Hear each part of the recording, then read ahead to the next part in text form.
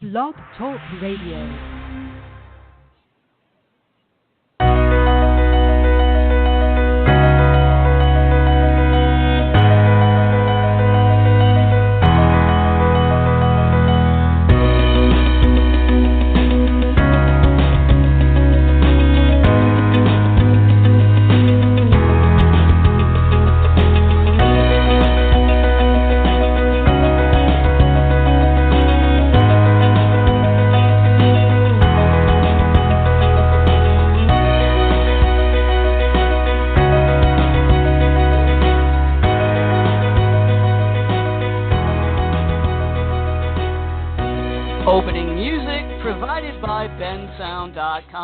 Welcome, everyone, to today's Earth Energy Forecast Show on this Tuesday, March 12th, 2019.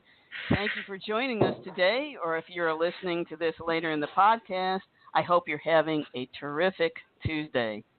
Today, I have author and developer of Gaiagraphy, Peter.champoux, as our guest. Peter will talk about his work with Gaia and how he believes that his work can potentially mitigate the effects of the impending pole shift. I've been so looking forward to this show because I know that I will learn so much today, and I imagine that you will too. Peter has taken a simple observation of coherent geometry and circular lithospheric patterns, or earth rings, and developed it into a geographic art and science called Gaiagraphy, the study of our living Earth. A Yankee stonemason from Massachusetts, Peter has been a lifelong student of everything and master at some.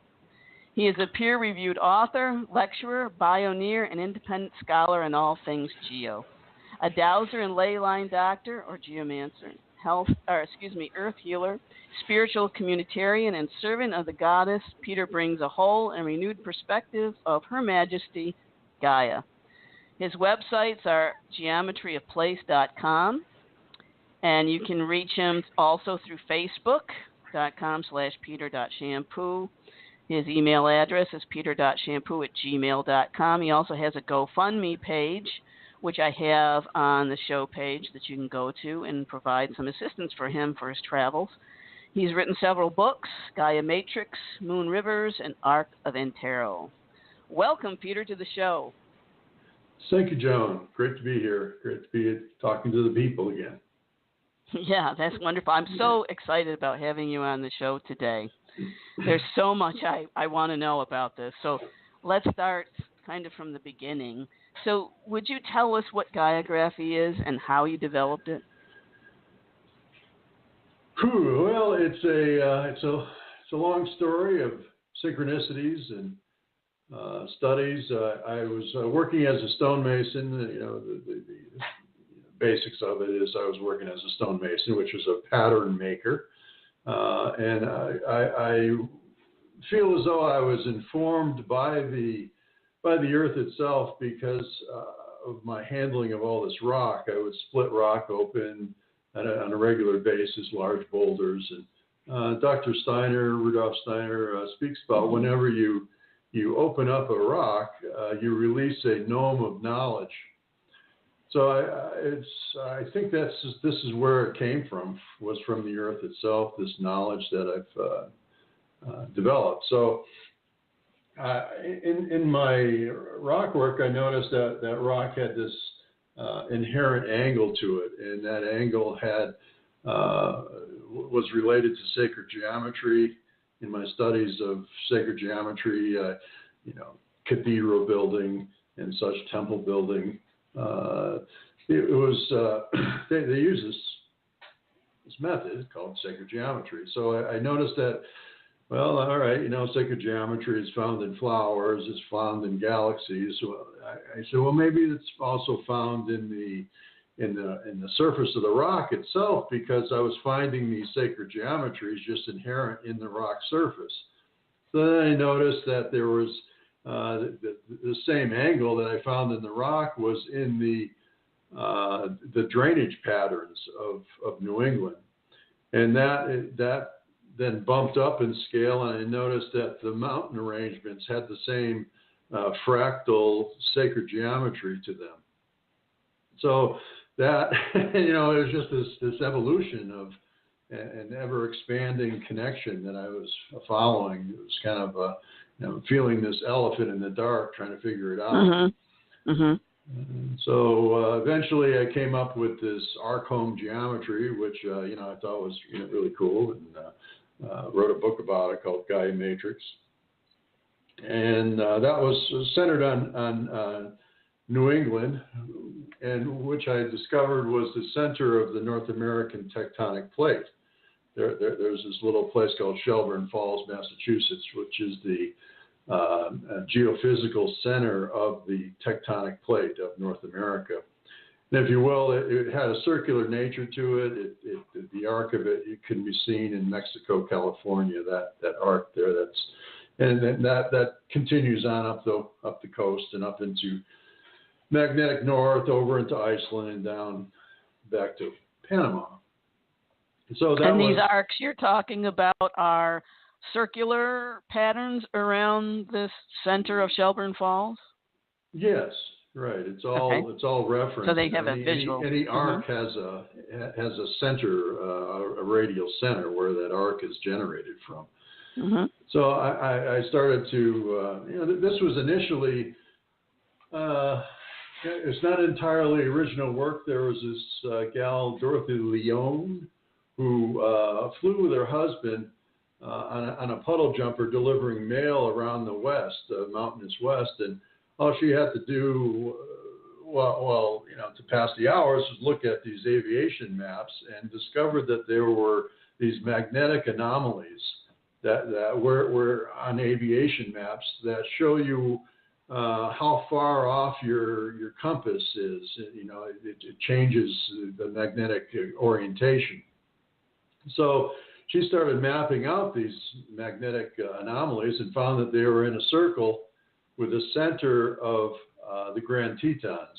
So, and a lot of these were also sacred mountains. Mount Shasta, right? And such Yeah. were on it. So, I kind of took that work and went farther with it, and discovered that this same this is all over a course of 10, 20 years.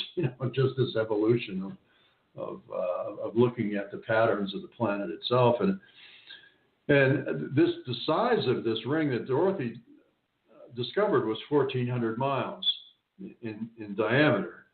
So I started looking for what else is in there, 1,400 miles, and that's the Earth core. And so it just kind of evolved from there, and I found that there was this synergy, this synthesis of shape and form that related to not only the inner core of the planet, but also the other planets in our solar system. For instance, the inner core is the same size as Pluto, or very close to the Moon. The outer core is the same size as Mars. And that the Mars ring is the same diameter as the North American tectonic plate ring. So you have this kind of synergy of form that I was coming across, and that's essentially Gaiagraphy, looking at these kind of living patterns. Like the Bermuda Triangle, if you will, is all from Bermuda to Miami down to San Juan, Puerto Rico. That's an equilateral triangle with a circle that encompasses it. That's the same size as the Earth's inner core. So that's essentially it. It's just like looking at these ring patterns, finding a correlative relationship between planetary, interior planet size and exterior planet size. So from there, what's this mean? Right. What do I do with it? What do I do with it? What's the utility of all this knowledge? And I've been talking about it for years, and so finally, waking up after coming back from doing a talk, and it's like, it's kind of like there's like these like a bubbling matrix around the planet, and I said, like shampoo, So, so I coined it the shampoo effect, after my name, but also right, this bubbling nature. So it all seems to have to do with water. Water is the progenitor of sacred geometry. Water is the progenitor of planetary systems, solar systems. Right. There's a nebula out in Orion that's producing, like 60 oceans a day, this kind of thing of water. And from that water, water then bonds out in space. It's just, the space is full of water. And that water then, coagulates the mud and other elements that are within the nebula and makes planetoids. And then this gravity field sets in. And this gravity field that I speak of is what Earth rings is. So if you will, go find a mirror and look at your eyeball, and you'll see that there's an iris and a pupil and a just your, I can't remember the name of the white of your eye, but that's the same geometry as is in the interior of the planet. So, and it's the same geometry as the inner planet's relationship to the sun. It's the same geometry as the inner relationship, or the relationship between the inner planets and the exterior planets. So there's this, and you look at the density of stars within our galaxy, and it has that same Earth ring or gravity field density of form, and there's this researchers, Scott Forshaw. Hi, Scott. He's listening to the show today. Who's done a lot of work with quantum gravity fields, and the quantum gravity field that he was able to determine with the supercomputer help was, again, and this same pattern you can find in cultural expressions too, like Stonehenge. The rings that are radiant rings of Stonehenge are the same thing. The radiant rings of the Aztec the calendar stone, same thing. The Jura ceiling in Egypt has the same geometry to it. So all these cultural artifacts were, in my view, were communicating with this gravity field, and they are using water, sacred geometry. And I say sacred geometry water because you have this hydrogen-oxygen thing with a 104-degree angle, 103.5 actually, that generates a pyramid form, if you will. So the pyramid a tetrahedron, the pyramid is a three-dimensional expression of water. So the pyramid is speaking with the interior of the planet, and it's also speaking with the atmosphere of the planet. We have this ring, this interior ring called at the mantle, upper and lower mantle boundaries that they've recently discovered is full of 4 oceans of water. This is all primary water that was originally cohered in the nebulous state. And so every time there's a volcano, this water comes to the surface. So this is a lot of the, scientists say, well, all our water came from comets and such crashing into the planet. And a lot of the water was originally here. It was part of that coalescence out of nebula. And a lot of those people that study water that really know the essence of water say water, no matter where it is, it's always connected. So it's intelligently connected. Water can shape itself to create forms that will inform us. Yes, and we can inform water in the same way by exactly. using its geometry to entrain it in a certain way. So, like cultures that have used sacred geometry in their construction have had, like they've had 1,000-year runs, that kind of thing. Greece, ancient Greece, and so it's like when we employ sacred geometry, we're actually working in harmony with the planet itself. Mm-hmm. So mm-hmm. Mm-hmm. that kind of gets to my idea of how to really support the planet in its transition. We have a planet that is essentially like a cell, right? So a cell has a membrane and it has a nucleus, just like the Earth does. The cell has, all over the cell surface are these called integral membrane proteins, and many of them are in geometric shapes, just like, for instance, the Great Lakes has a geometric shape that is reminiscent of a pentagram. So that is an integral membrane protein for Earth's cell, and that Dr. Bruce Lipton, a cellular biologist, he discovered that you can pull out the nucleus of a cell and it still operates. Right, the brain's in the membrane. Brain is in the membrane. Membrane, yep.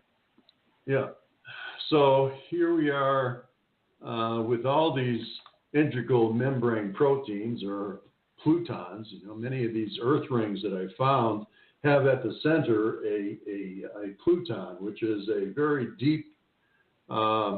It's a granitic upthrust up out of the mantle. So it has this connection with the interior of Earth's cell, very similar to the way the integral membrane proteins operate with in a cell. So these integral membrane proteins communicate. They take in information from what's outside and information from what's inside, what the cell needs, and what the cell has coming at it, and how to adjust to all those things. So we have this situation where we're going through some galactic space that has an extra amount of light. The sun is increasing its energy output. I remember, it's like this titanium color now rather than the orange of my childhood. Since we went into this photonic belt that was, really talked about in 2012. So we have all this extra light that's pumping in here, and the Earth has to do something with it. So, how we manage those energies are part and parcel of sacred sites. Now, it seems as though that our planet was designed as a fourth level technology, if you will, a terraforming type of culture, helped us out to get a system that would maintain itself. And what do you mean by fourth level, Peter? Well, you have the agricultural, you have the industrial, you have the technological, and then you have the biological. Okay. It's this terraforming culture, like the moon, for instance. The position of the moon is perfectly placed so that we can have eclipses. So it's the very same size as the sun from our perspective. Mm-hmm. And the moon another has harmonic. It's just this elegant design that is evident that it's not a haphazard design. So indigenous culture, which held on to the memories after the last pole shift, if you will, the last electromagnetic field shift, had these memories of maintaining the Earth's integral membrane proteins, because many of these center points for the Earth rings are Native American and indigenous peoples of all the world's sacred sites. So they were instructed to come to these sacred sites to do ceremony, to interact with the planet, interact with all that is, connecting the 7 sacred directions, and they maintain these things. So since the advent of the 3D reality, where everything else is not important but commodity, these practices have been abandoned at these very important sacred sites. So because of that, the Earth is losing its membrane integrity.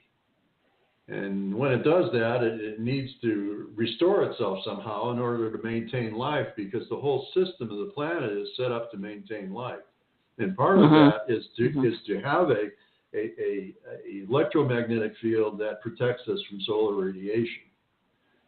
Now, if you look at the electromagnetic field of the planet and how all that the solar plasma and everything interacts with our field, it looks very much like the human electromagnetic field being radiated from the heart. About all this from the books you've written on the heart. Yes. Excellent books. Everyone should buy 2 or 3 copies to give to all their people. So, Thanks, Peter. So, by having the human heart, which is a fractal of the planet, interacting with these integral membrane proteins, we can support the planet through these transitions.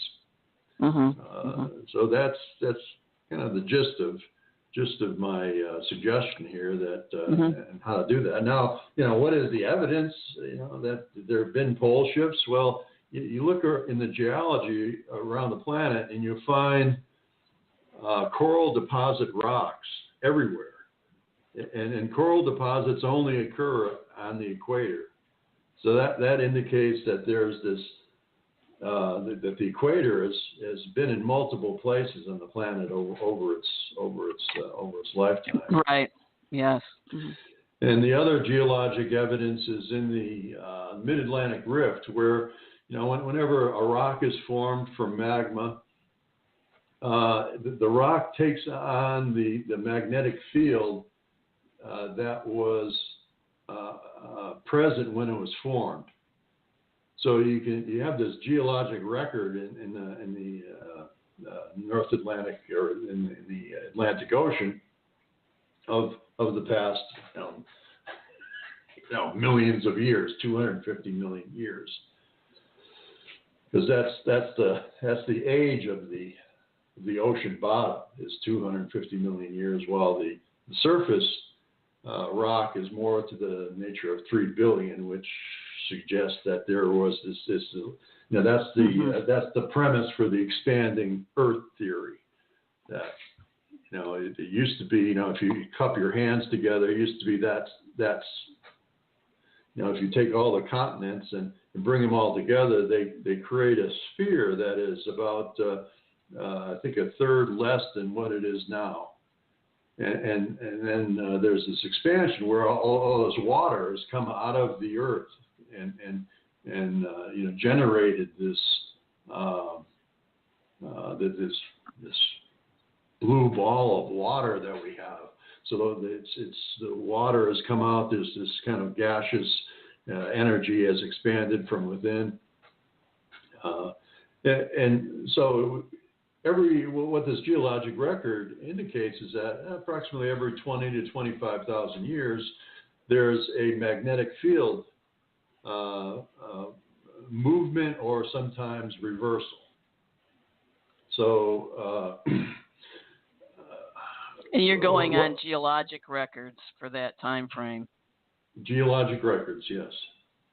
Because there's others that say that it's more of a 12,000 year cycle, based on too the carbon-14 dating, and also the magnetic pole shift itself and how we've seen these cycles come through. I was just wondering why you feel why you're going with that number as opposed to something that may be, half of that number.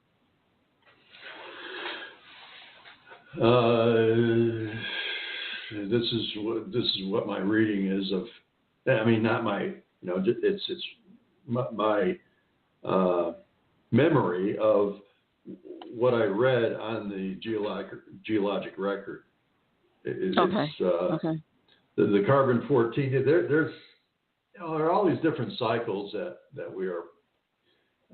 There are cycles within cycles. So what cycle are we talking about? Yeah, then we can start there and say, okay, well, what are you talking about?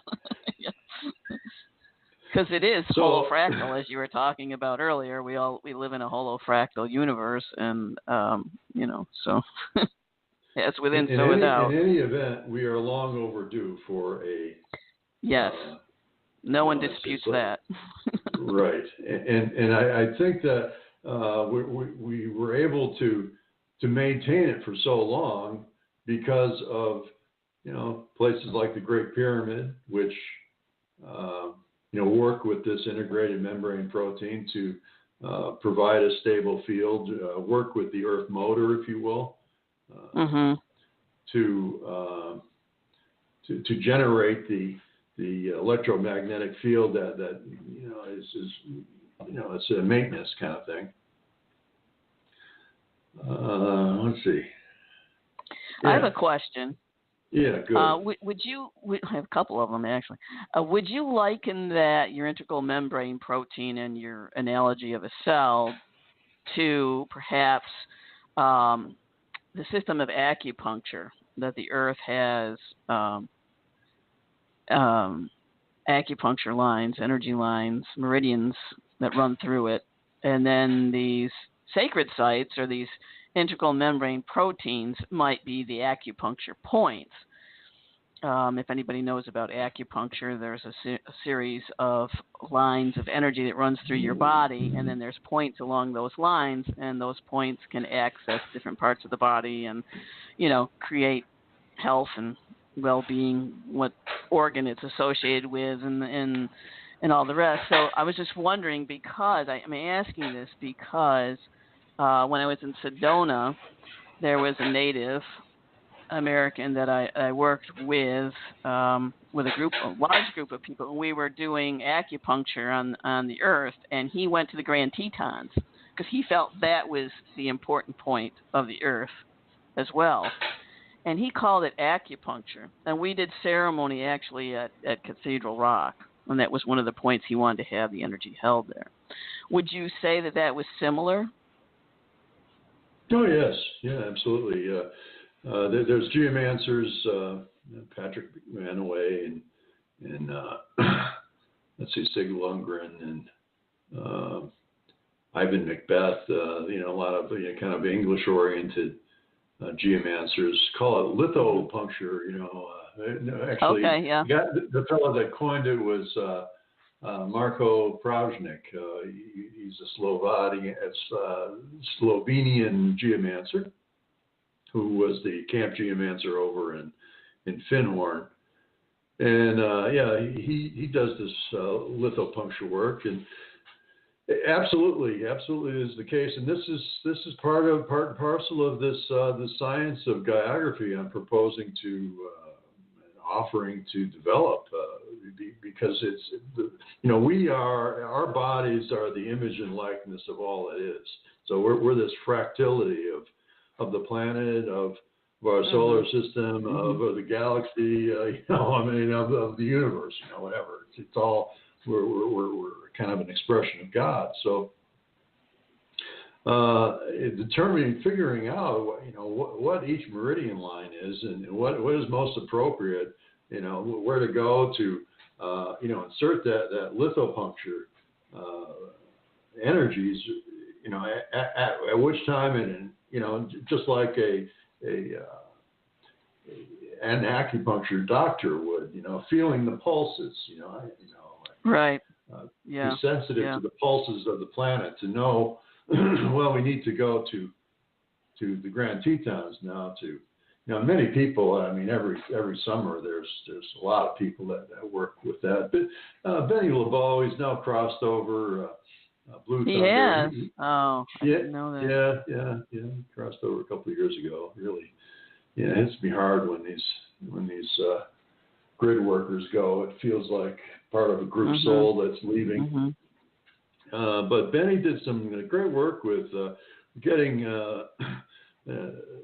large groups of people in coherent rings. And back in 2004, the Yellowstone caldera was rising and it was about to explode. So he got guidance to connect all the ley lines. So to do that, he generated this 1,400-mile wide ring that Dorothy Leone, he worked with this the ring that Dorothy spoke of earlier, which is the same size as the Earth's inner core. So he created this medicine wheel with ceremony and prayer and connected all these ley lines, which had been separated by boring and fracking and drilling and all this other stuff that goes on that affects the membrane of the planet. And the next day, this caldera just collapsed. It just that's awesome. Just started to subside. So it works. When you and in my geomancy work, and I work ley lines, for instance. There was this drought that's been affecting the Southwest for a dozen years or so, and I identified this ley line that the Kachinas were on. The Kachinas bring water from San Francisco peaks up to Hopi Land and through across the continent.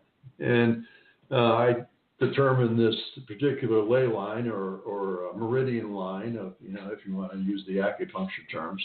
And a couple of Novembers ago, we were sponsored to do this grid work, this lithopuncture work through the Southwest to open up this water line to bring water into the Southwest, which was getting to this thirst, and the reservoirs were all going down, and we used this earth ring geometry, same as the eyeball, and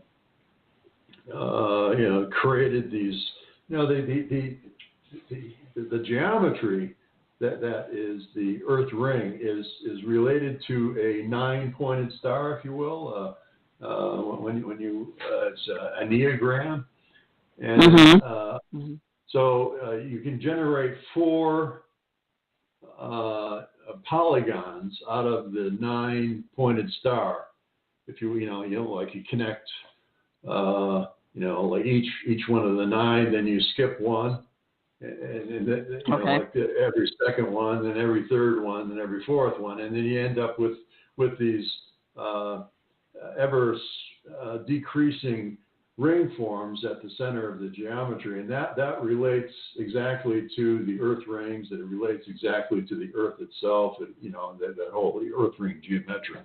So I would lay on the ground at these critical points, at these acupuncture points. San Francisco peaks, this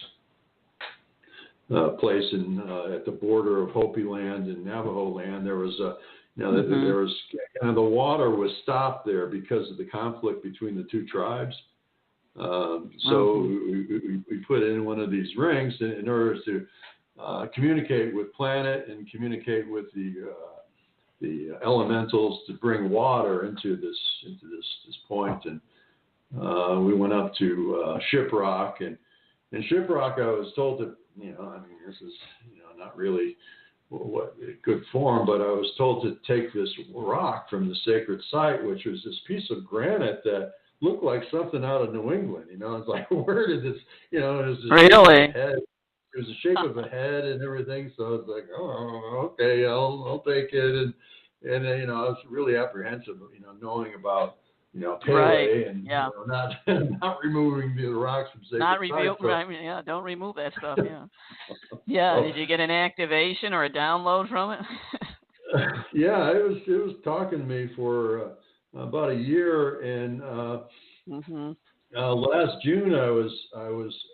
There was one point on this ley line that I couldn't get to down in San Diego area, in the border of Mount Cuchama was like the root point of this ley line, and I was invited to go talk to this at this Honor Sacred Sites Day down at the Kumeyaay Sequan tribe. The Chief Honorable Looking Horse was down there for World Peace and Prayer Day, and so it was like, and Kumeyaay were the keepers of this sacred mountain, so it was like, this is why the rock wanted to come to me. It's the ship rock is called the rock with wings. So I got this rock, and I ended up having this. I threw out my back, and I'm trying to, carry this 50-pound rock. Wow. Through the airport and, get it down, deliver it down there, and oh God, it's really kind of a hilarious situation, but it wasn't something you could put in your pocket. So I brought it down to the Kumeyaay, and they readily accepted it, and since then the water pattern has shifted. It's taken about a year for it to really start to flow, but now we have all this water that's here I'm in Pierce, Arizona right now, and we've been just getting these storms that are like New England here. Every 4 or 5 days we get another hard rain, and Colorado's getting more and more water, and I don't know, it's circumstantial evidence, but I'm really grateful that this has shifted, and I think it's partly due to our work in this, using the Earth ring pattern, you can communicate directly with planet core, because it's just a fractal of what the planet is. So by us going there with our healthy hearts, our electromagnetic field hearts, and praying and putting this energy into these integral membrane proteins, we are increasing the vitality of the planet. So this vitality you can see in geologic record where there's like this mixing that happens just prior to a pole shift, where there's like these magnetic anomalies that are occurring. For instance, the South Atlantic magnetic anomaly, that planes get knocked out of the sky practically from this thing, and you have to, when it's really activated, you can't really, it's kind of an opening in the magnetic field. When it's really activated, you have to, satellites will get knocked out because of it. Because satellites are operate within the magnetic field of the planet as well. So geologic record, looking at this, you get this kind of, like these new magnetic field polarities start to emerge. We have one in the South Atlantic and one in the Indian Ocean right now. So essentially now we have 4 more magnetic poles, the north, south, and these two others. And this is a common thing in the record. And after the pole shift, everything gets coherent. There's a very clear north-south demarcation on the equator. So, when like hitting the reset button. Hitting the reset button. So if we can do that without having the planet have to do it, we become that 4th level technology. And it's all based through the heart. And it's all based through the heart. Right. Which is quite interesting. Yeah, so what you were saying earlier about the and I wrote it down, and I'm trying to find it. I've been writing down all these questions. The integral membrane proteins, they connect to the magnetic field, and that's how our heart's electromagnetic field then connects to the Earth's electromagnetic field, is through these integral protein ports. Would you say, is that how we're connecting to it? Like creating a grid of sorts, like a heart grid around the Earth? Well, the heart is used in ceremony. You know, when you go in ceremony, you know, in the Native American sense, you have your heart fully activated, mm-hmm. and that keys in with the sacred site that you're at, and that gets communicated to the planet. So I don't know if that's just going in a circle or not, but I'm just thinking, you know, like, okay, so how does this really work? You know, no, we have all these inquiring cells. minds want to know. You know, I know right. it's connected, but how is it connected? You know, that's the question. I mean, I know that our heart's electromagnetic field is connected to the Earth's electromagnetic field, but I'm just wondering, like, okay, how is that? You know, I mean, we're living in a sea of electromagnetic radiation all the time, and so it's like pointing,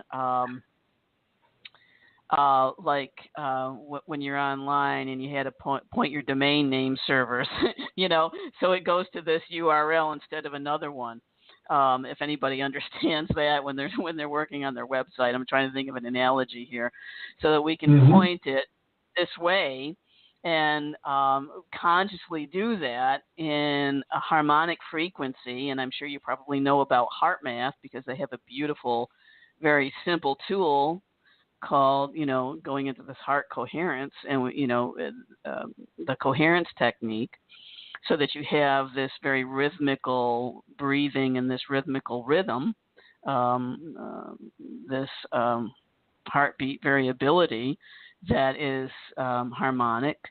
And when we go into that place, then we're speaking a similar language as the Earth, as the universe, because as you talked about before, it's all really sacred geometry, which is all really harmonic. You know, it's just these levels and layers of similarities of beauty. Another way of looking at beauty, really. And so when we connect that way, this is what I'm feeling. Then we can tap into that that domain. You know, we can change that domain server. You know, we can point it over there, and boom, we can access it. We've got the information now. Does that make sense to you, Peter? Yes, and the analogy of the computer system, you know, lends a lot of terms to the spiritual language that is missing in the English language. You know, in the Hindu languages, it's you know, in the ancient tongues, there's all this the spiritual connotation that can be drawn, but English is very limited. So, you know, like Ram, for instance, you know, random access memory, you know, it's yeah. You know, all these, you know, the processor, all this is very. There was a fellow at American Society of Dowsers that spelled this out very, very elegantly on how the system, how computer systems relate to spiritual techniques. And yes, that's exactly it. And I by no means have all the answers. It's just, you know, like I spoke to earlier, you know, there's this elephant in this darkened room, and, you know, it's like I'm saying, it's a snake. Oh, you know, never. Someone else is, oh, it's a great tree. No, it's a great wind. Yeah, right. And, you know, this type of thing. Uh-huh. So it's really to get a full answer for this. It demands a collective approach to it. Heart math has a piece. You know, I got a piece. You got a piece. and it's identifying, it's saying that, okay, we have this living planet, and it's a living system that we can maintain and interact with. It isn't just a piece of dead commodity that is mineable so that we can have a nicer car or something. It's this living system that was gifted to us, and it's like we were given domain, we were given stewardship over this planet, and it's like we've been very negligent in our stewardship. Yes. So we have this opportunity with this knowledge of the planet as a cell, of the planet as a meridian system, to maintain optimum living conditions. It's huge to consider, almost phantasmagorical, to suggest that we can create a new magnetic field. But I think we have all that potential to do so. And we were talking earlier, preparing for the show, that this 5G and all these chemtrails that they're putting up in the upper atmosphere are perhaps a technological effort to maintain a magnetic field, to create an electromagnetic field that will block us from the sun that's increasing its energy output and stripping away our magnetic field. Right, because that's our shielding. Yep. Right. And gold is probably a better material to use than what they're pumping on all the various heavy metals, leads, or whatever is cheapest on the market that they stick up there. But don't take my gold. The greed of to give away the gold of the world into the atmosphere would heal the atmosphere. But that's the last thing they're going to do. Why help the earth and her inhabitants when you can be greedy? What you're talking about, Peter, is a very large undertaking, but I believe one that is viable. I talk about something similar, and it certainly could be used in conjunction with this in my last book, Into the Heart of Love, Decoding Love's Hidden Power, because I talk about the technology of love, because we're talking about the heart, and of course the heart is associated with love, and I look at love in a very different way than a lot of people. I look at it as an energy, and this energy, we can use this to affect change in the world. And there's a meditation that I have. I think I shared it on one of the shows, one of the first shows that I've done here. So if you go back in the archives and listen to the early shows, you can hear it, or you can go to my website.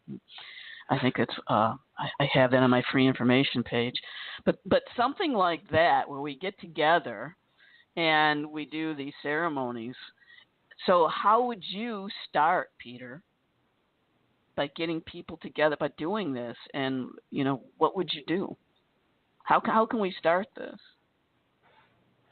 Well, I think it was already started by the work of like Benny LeBeau, and that's a good start to get these organized events that take in an entire integral membrane protein, or Pluton, and continue doing the work of Benny LeBeau, continue working on these ley lines that connect the ley lines connect the integral membrane proteins. So those are the lines that go between these places. So, well, we need people like you that. Right. Yeah, that know these areas, that know what to do. And so do you feel there's enough people now that are continuing this work? Well, to maintain it? My generation, the hippies, they call us. Our generation, Peter. It's mine too. Right. Yes. Right. are open to that, but we're all getting old now, and we're on Social Security. We no longer have the money to go around and do all these things. So in order to do this, we need financing. We need to support. We need to support the indigenous peoples. We need to pay the Aborigines to go pray at Uluru. We need to encourage ceremony to take place at these sacred sites. It's of critical importance for us to return to the sacred sites and honor them. Because that's what's gonna save it all. And right now, with this pardon me, Christian hold on the consciousness of America, at least, which is totally transcendent. It looks at the earth as the devil, and evil, and it's how can anybody say that the earth is of the devil and evil, when it's such a gift from Creator? It's like we have to change that worldview, because that worldview is a thought form, right? And right. And the earth, the integral membrane protein is affected by the consciousness, by the primary consciousness of the planet, and that's ants are pretty much they're everywhere, but it's like we're the ones that are really maintaining that consciousness field, and whatever the consciousness field is of the planet is what is being messaged into the integral membrane proteins, and it is being responded to by the planet. So the more we, make war in order to make money, in order to, profit from suffering, that's the message that's being entrained into this integral membrane protein that needs to be changed. So that the earth is getting the right message. And it has to come from the heart. It's not just from the head. You gotta come from the heart. It's got to come from the heart. That's how we are going to change all of this. It's how we ascend, is through the heart, and that's how we're all connected. We have to go through that. It's you can do this from your own backyard or from your own living room. It's just connect to your consciousness. Because consciousness is limitless. You can project your thoughts to the center of these integral membrane plutons, like the Grand Tetons, for instance, and work with, there's a whole conversation about the Ascended Masters being, that's their main gathering field is the Grand Tetons. Right. So, collaborate with the ultra dimensionals, collaborate with the elementals, collaborate with your neighbors, and make these earth rings in order to transmit your love into earth membrane, to get the planet radiating in love, like with heart bath. It's a collective effort that needs to happen. And how that again, you need marketing, you need support. We have all these billionaires on the planet, and all they want to do is go to the moon. It's like let's just get out of here. Let's get with it. Let's get out. Let's get out. Let's go to Mars. So. It takes a collective effort. It takes a shift of consciousness that we've been working on in our generation for all our. It's like I have to have a GoFundMe page in order to do this work that. Right. Yeah. It's absurd. The priorities that we have. The values, and that might be changing because Uranus is in Taurus now, and Taurus is all about values. And so I really do feel that that's going to change. What we value will change, and when that changes, and Taurus is all about Venus rules Taurus, which is about love too, and the heart. Taurus is about the earth. That's about the earth, exactly. Yeah. So electrifying the earth energy. Yeah, exactly. Maybe it's time for it. Yeah, so we're it's the right time for this. There's no doubt about it, Peter. But because we're in the 11th hour anyway. So and I look at the astrology and it just blows my mind sometimes because it's just so supportive. And you say, okay, yep, this is what we need. Yep, that's what we're going to go through, and so we can tap into that energy. So what perhaps I could do now is maybe have a page on my website. I'd love to put a page up. And if you want to send me some information on what people can do, and I'll just put it up on my website and get it out as much as I can, whatever I can do. If we all do one little piece, we can affect change. Mm-hmm. Yeah, I mean, it's the little I've done, it seems to have been quite effective. The little Benny LeBeau did, very effective. There's a caveat here. Something I collaborated with someone with Benny to design some of these medicine wheels, and he was called down to Southern California to cure the drought down there. It was kind of publicized that this Shoshone rainmaker was coming to make it rain in California, and everybody said, yeah, right, So he did the ceremony, and it was about a 250-mile earth ring that they generated based on mountains and different, specific sites, and centered on Big Bear Lake, where there was a lot of drought and the water table was going and the trees were dying. So he asked for rain, and the only people that showed up for the ceremony were women. So he had this, very watery, feminine energy that was, coherent there. And after it was like October or something, and the next day it started to rain. And it rained and rained and rained and rained. I mean, it rained for like 6 weeks straight in LA. Wow. And what was happening was, instead of the storms coming down the West Coast and into Seattle, and making it rain there, Seattle ended up droughting out. And all these storms just came directly south and took a left into LA. And it was just these storms, one after another. And it created about $3 billion worth of damage to LA, flooding and everything, and houses and mudslides. Yeah. But it was a caveat. He didn't include how much rain. Right. You got to be really specific with the universe. Really specific and really clear what you're wanting to do. Oh yes. Yeah. Because the universe has big ears. Yep. And you can get what you ask for. So the contractors were threatening to sue them, but because they made it rain when it wasn't supposed to, and this kind of thing.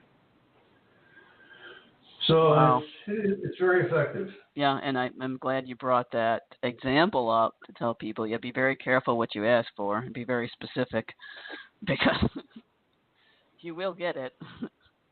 Yeah, and I guess that's why this is kind of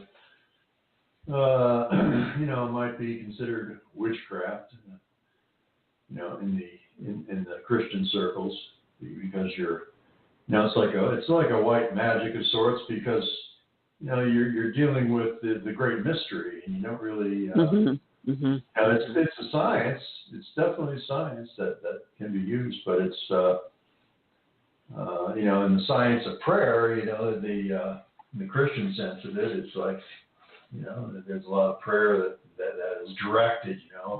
It's kind of like white magic in itself.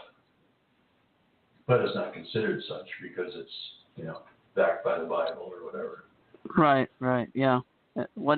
However you call intention, Yes, it's all the same. If you call it prayer, intention, or ceremony, or whatever, it's all the same.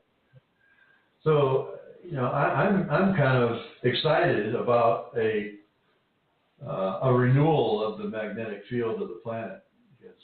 Can you we've spent our entire lives in this field that's been weakening, and the energies that are in the land are confused and kind of going all over the place, and to have a coherent field and being bathed in that coherent field, it must really be something. Yeah, because we haven't experienced that yet in our lifetime. Yeah, and speaking of coherence, I'm just wondering, I had heard that memory is held in the magnetic field of the Earth. What are your thoughts on that, and is that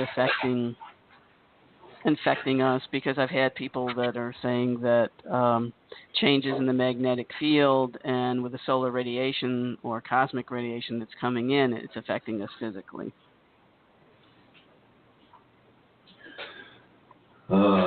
Yes, it has to, because we are electromagnetic beings. The Earth is electromagnetic. The rock is full of paramagnetic. So it's like when the Earth changes, when the Earth changes its magnetic field, the rock has to adjust to that, because that's piezoelectric. So then we end up with all these volcanoes and earthquakes and tidal waves and all kinds of stuff that'll So like when you take a rock, and when you're splitting a rock open, it generates a waveform through it, and that the more you hit it,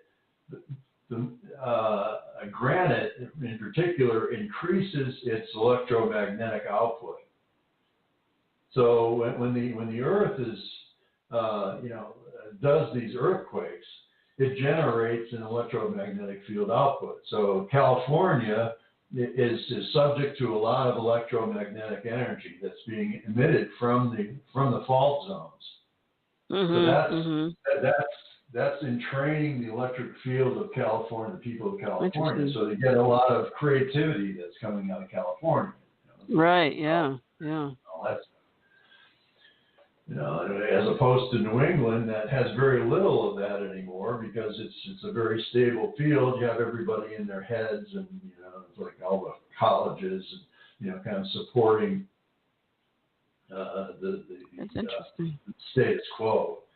So geology has a lot to do with our how we feel, and how our own electromagnetic field is. That answer the question? I never looked at it that way. That's great. Yeah.